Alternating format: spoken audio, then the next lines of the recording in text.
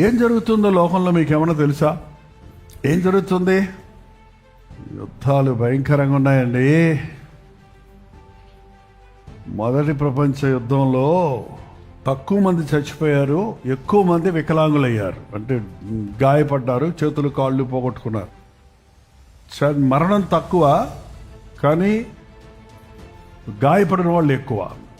రెండవ ప్రపంచ యుద్ధం వచ్చేటప్పటికి చచ్చిన వాళ్ళు ఎక్కువ, గాయపడ్డ వాళ్ళు తక్కువ.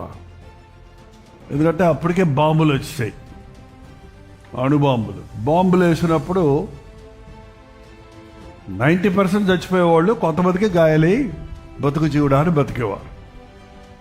మూడో ప్రపంచ యుద్ధం వస్తే ఎంతమంది గాయపడతారు, ఎంతమంది చస్తారు అనే ప్రశ్నకి సమాధానం ఏం చెబుతారు? లెక్క పెడతానికి మనిషి ఉండడు.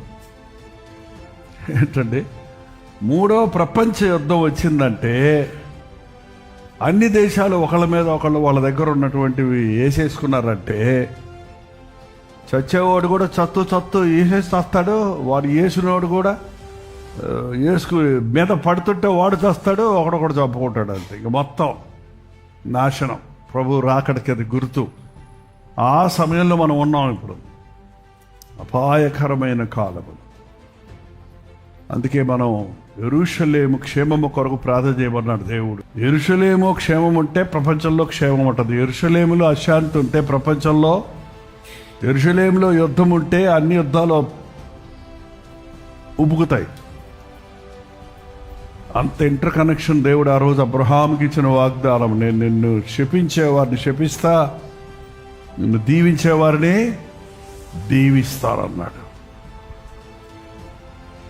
యెరూషలేము కోసం మనం ప్రార్థన చేస్తున్నామంటే ప్రపంచ శాంతి కోసం మనం ప్రార్థన చేయాలి. ఆయన రాకడ సమయం అతి సమీపంగా ఉంది. ఆయన వస్తే నువ్వు సిద్ధమా అన్నది మొదటి ప్రశ్న. ఆయన వచ్చినప్పుడు ఇంకా ప్రభువుని ఎరగని వారు అందరూ ఉన్నారు కనుక వారందరికీ సువార్త ప్రకటించబడడానికి దేవుడు కొంతకాలం తామసం చేయటం, ఆలస్యం చేయటం మంచిది. అందుకే దేవుడు మీ నిమిత్తమే ఆలస్యం చేస్తున్నాడు. ఆయన వచ్చినప్పుడు ఐఎమ్ రెడీ అనగలిగిన వాడు ధన్యుడండి.